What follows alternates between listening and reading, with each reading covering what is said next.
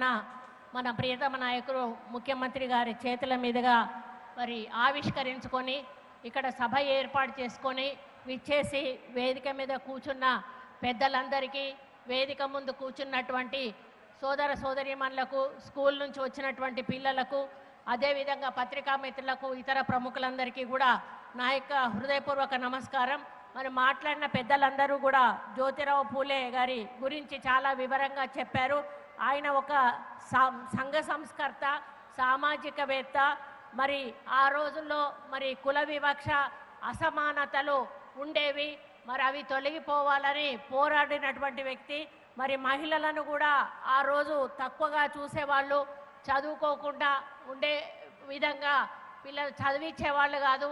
ఆ సమయంలో ఆయన తప్పకుండా మహిళలు చదువుకోవాలి అనేటువంటి ఒక ఆలోచనతోటి ఆయన భార్యనే టీచర్గా చేసి, మరి ఆయన భార్య ద్వారానే అమ్మాయిలకు చదువు నేర్పించి ఒక స్కూల్ కూడా ఆయన హయాంలో నిర్మించి అప్పటి నుంచే మరి మహిళలను ప్రోత్సహించినటువంటి మరి వ్యక్తి ఆయన.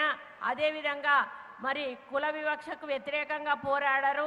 అణగారిన వర్గాల విద్యను అందించాలని కృషి చేశారు. మహిళల హక్కుల కోసం పనిచేశారు. వితంతువుల పరిస్థితి మెరుగుపడేందుకు చర్యలు తీసుకున్నారు. అంటరాని తనాన్ని తీవ్రంగా వ్యతిరేకించారు.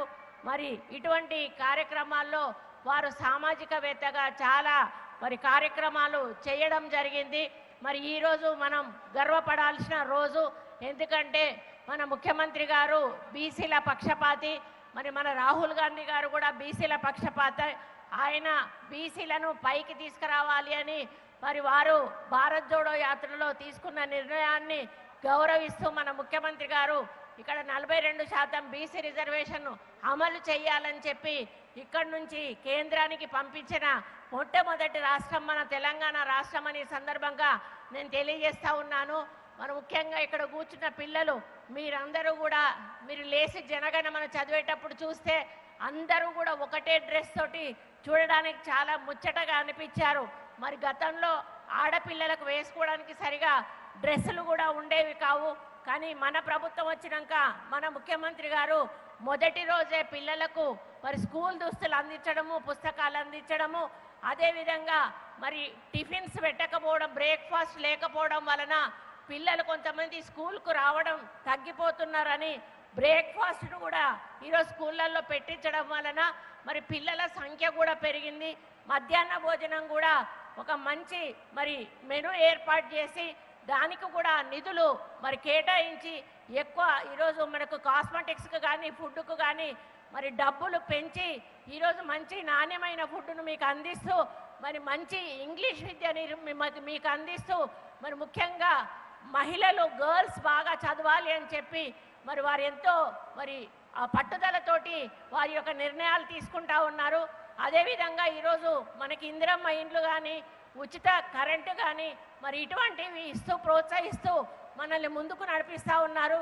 కాబట్టి నిరుపేదల సంక్షేమమే ధ్యేయంగా మరి మన ముఖ్యమంత్రి గారు చేస్తున్న పరిపాలన మన ముఖ్యంగా బీసీ బిడ్డలందరికీ కూడా ఎంతో ఆదర్శం. కాబట్టి మన బీసీ బిడ్డలందరం కూడా ఆయన ఆశీస్సులతో మరిలో సంతోషంగా ముందుకు పోతా ఉన్నాం. కాబట్టి వారి ఆశీస్సులు మనకు ఎల్లవేళలా ఉండాలని, అదేవిధంగా మన ఆశీస్సులు కూడా తప్పకుండా రేవంత్ రెడ్డి అన్న మీద ఉండాలని మిమ్మల్ని అందరినీ కూడా కోరుకుంటూ మరి ఈరోజు ఒక మంచి రోజు, ఇది చరిత్రలో నిలిచిపోయే రోజు.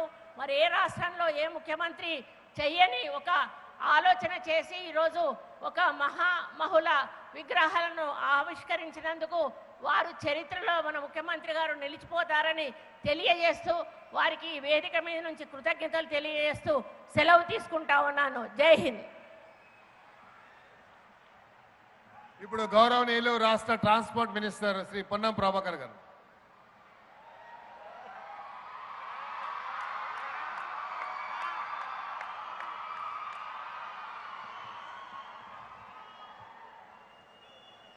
ఈరోజు గుడ్ ఈవినింగ్.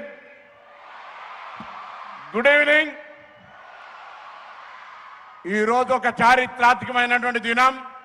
తెలంగాణ రాజధాని హైదరాబాద్లో నడమ నడిబొట్టున అన్నట్టుగా మనందరికీ స్ఫూర్తిదాత అయినటువంటి జ్యోతిబా పూలే సావిత్రిబాయి పూలే విగ్రహావిష్కరణ చేసినటువంటి గౌరవ ముఖ్యమంత్రి గారికి ఉప ముఖ్యమంత్రి గారికి పిసిసి అధ్యక్షునికి మంత్రులకు వేదిక మీద ఉన్న ఎంపీలకు ఎమ్మెల్యేలకు బీసీ నాయకులకు కార్పొరేషన్ చైర్మన్లకు ఒక్కసారి గట్టిగా చప్పట్లతో ధన్యవాదాలు తెలియాల్సిందే సందర్భంగా కోరుతా ఉన్నా.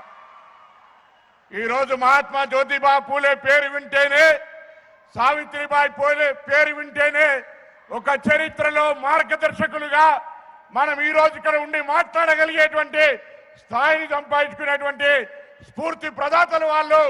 ఆ విగ్రహాలు రాబోయే కాలంలో మీలాంటి అనేక విద్యార్థులకు తెలంగాణ నిర్మాణంలో అత్యున్నతమైనటువంటి స్థానానికి విధంగా విద్యా బోధన మీద శ్రద్ధ చూపెట్టి వాళ్ళని ఆదర్శంగా తీసుకోవాలని సందర్భంగా కోరుతా ఉన్నా. 200 సంవత్సరాల క్రితం ఆనాడు ఉన్నటువంటి పరిస్థితుల్లో అస్పృశ్యత మనం చదువుకోవద్దని, ముఖ్యంగా విద్యార్థులు చదువుకోవద్దని నియంత్రణ అనువాదంగా ఆనాడు వేదాంతం ఉంటే ఆ అన్ని సంఖ్యలను తెచ్చుకొని సత్యశోధక పేరిట ప్రతి ఒక్కరు చదువుకోవాలని అనేక పాఠశాలలు ఓపెన్ చేసి నిర్బంధంలో కూడా అనేక అవమానాలు ఎదుర్కొని ఇలా జ్యోతిబా పూలే గారు సావిత్రిబాయి పూలే గారు ఈరోజు ఇంత పెద్ద ఎత్తున దేశవ్యాప్తంగా మరొక సత్యశోధకు పరిశీలక వారందరూ ఆదర్శంగా ఉన్నారు. గౌరవ ముఖ్యమంత్రి గారు వేదిక మీద పెద్దలు కూడా ఇలా 200 సంవత్సరాల తర్వాత కూడా అస్పృశ్యతకు వ్యతిరేకంగా పోరాడిన జ్యోతిబాబాయి పూలే సావిత్రి పూలే పక్కనే డాక్టర్ బాబాసాహెబ్ అంబేద్కర్ను మనం ఆదర్శంగా తీసుకుంటూ నిన్నగాక మొన్న ఈ భారతీయ జనతా పార్టీ నాయకత్వంలో దేశంలో మరొక్కసారి రాజ్యాంగం తలవంచుకునే విధంగా ప్రజాస్వామ్యం సిగ్గుపడే విధంగా మా ఖార్గే గారు సమావేశంలో మాట్లాడితే దాన్ని శుద్ధి చేసినారంటే ఈనాడు ఉన్నటువంటి పాలకులకున్న మనవాద ఆ విధానాన్ని అర్థం చేసుకోవాలని కోరుతా ఉన్నా.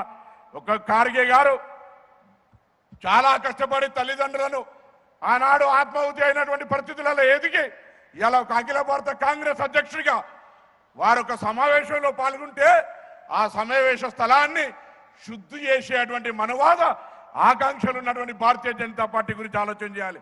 ఇలా వేదిక మీద పెద్దలందరం కూడా మనం ఈరోజు జ్యోతిబా పూలే ఆదర్శంగా తీసుకుంటున్నామంటే ఒక సామాజిక న్యాయం. నేను గౌరవ ముఖ్యమంత్రి గారు ధన్యవాదాలు తెలియజేస్తా ఉన్నా. ఒక బలహీన వర్గాల శాఖ మంత్రిగా మీరు అడగక ముందే పిల్లలందరికీ కాస్మెటిక్ ఛార్జీలతో పాటుగా ఇలా డైట్ ఛార్జీలు పెంచి వాళ్లకు అనేకమైనటువంటి నాణ్యమైన కిట్లు ఇచ్చి ఇంటిగ్రేటెడ్ పాఠశాలలు పెట్టి అన్ని రకాల సౌకర్యాలు కలిగించి ఎస్సీ ఎస్టీ బీసీ మైనార్టీలను చదువు ద్వారా మాత్రమే ఉన్నతంగా ఎదగగలుగుతారని విశ్వసించి ఇవాళ ఇన్ని కార్యక్రమాలు చేస్తా ఉన్నారు. బీసీ కులగణన జరిగింది, కామారెడ్డి డిక్లరేషన్ ఉంది, వేదిక మీద ఉన్నటువంటి అనేక కార్పొరేషన్లు ఉన్నాయి. ఇంతకుముందు పెద్దలు చెప్పినట్టుగా గౌరవ ఉప ముఖ్యమంత్రి గారు ఆర్థికంగా ఆత్మగౌరవ భవనాలకు నిధులను కేటాయించినారు.